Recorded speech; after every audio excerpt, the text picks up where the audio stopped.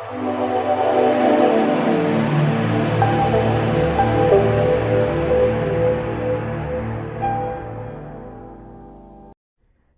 11.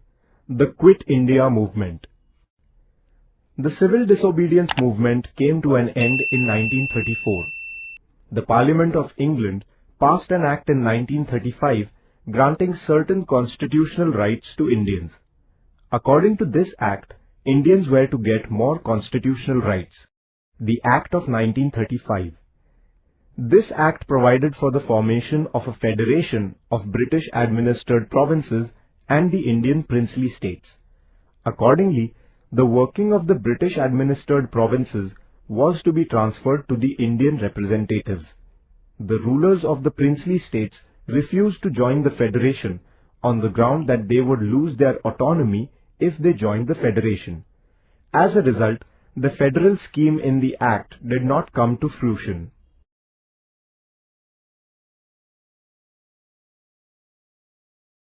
Provincial elections. The Indian National Congress was not satisfied with the Act of 1935. Still, the Congress decided to take part in the provincial elections that were to be held under this Act. The elections were held in 11 provinces in the country in 1937. The Congress ministries came to power in 8 of the provinces. In the remaining 3 provinces, no single party could secure a majority, and therefore mixed governments were formed. The Congress ministries did useful and constructive work for the people. Political prisoners were released from jails. Basic education was introduced. Measures were undertaken to improve the condition of the Dalits. Liquor was prohibited. An act was passed giving debt relief to peasants.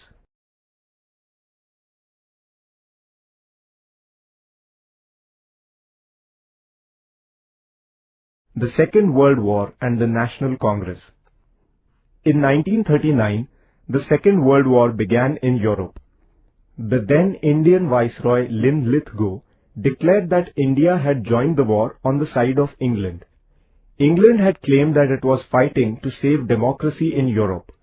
The Congress thereupon demanded that if England's claim was honest, it should at once grant independence to India. As England declined to immediately fulfill this demand, the provincial Congress ministries resigned in November 1939. Individual Satyagraha. As it became evident that the British government was constantly ignoring their demands, the Congress decided to start an anti-war propaganda. With this end in view, it was decided that individuals would break laws singly. This is known as individual Satyagraha. The first such Satyagrahi was Acharya Vinoba Bhave. He was followed by nearly 25,000 individual Satyagrahis. Cripps Mission. During the Second World War, England sided with America against Japan. The Japanese forces came close to the eastern borders of India. England then found the cooperation of the Indians indispensable in order to resist Japan in case it invaded India. Therefore, the British Prime Minister Churchill sent Sir Stafford Cripps to India. Cripps came to India in March 1942. He placed certain proposals about India before the Indians. These proposals did not satisfy any political party in India. There was no clear mention of the demand for complete independence in these proposals. The Congress, therefore, rejected them. The Cripps plan did not include the creation of Pakistan. Therefore, the Muslim League also turned down the plan. Quit India Movement. After the Cripps mission, the Congress firmly resolved to intensify the movement for freedom. The Working Committee of the Congress passed a resolution on 14 July 1942 at Wardha. The resolution demanded that the British rule in India be ended immediately, giving India independence. A warning was also issued that if the demand was not met with, the Congress would launch a non-violent struggle for India's independence. Quit India Resolution. A session of the Congress began at the Gowalia Tank, Kranti Maidan in Mumbai on 7th August 1942. Maulana Abul Kalam Azad was the president of the session. The resolution of the Congress Working Committee passed at Wardha that the British should leave India was to be finally approved in the Mumbai session. This Quit India resolution, moved by Pandit Jawaharlal Nehru on the 8th August, was passed with an overwhelming majority. It was also decided to start a nationwide non-violent movement under the leadership of Mahatma Gandhi. Gandhiji said, "Every one of you should, from this moment onwards, consider yourself a free man or woman. The mantra is, do or die. We shall either free India or die in the attempt." Gandhiji thus made a stirring appeal to the people to be ready to sacrifice even their lives to free their country. The people's movement begins. The British government tried to crush the movement before it started. On the morning of 9th August, prominent leaders like Gandhiji, Maulana Azad, Jawaharlal Nehru, Vallabhbhai Patel, etc. were arrested. The news of the arrest of the leaders spread all over the country like wildfire. People's anger knew no bounds. They took out processions in every place. Although the police made lathi charges and opened fire, the agitators were undeterred. People tried to take possession of government offices at many places. At some places, the people attacked jails, police stations and railway stations, which symbolized the oppression of the British government. The police opened fire on the people. Carrying the Indian tricolour, school children in Nandurbar took out a procession. They gave shouts of Vande Mataram. The infuriated policemen opened fire even on these small children. Shirish Kumar, a young student, fell a martyr to this firing. In Maharashtra, the young and the old alike struggled with great tenacity and courage. The struggles at many places like Chimur, Ashti, Yavli, Mahad, Gargoti, etc. have become immortal. Underground movement. Towards the end of 1942, people's movement took a new turn.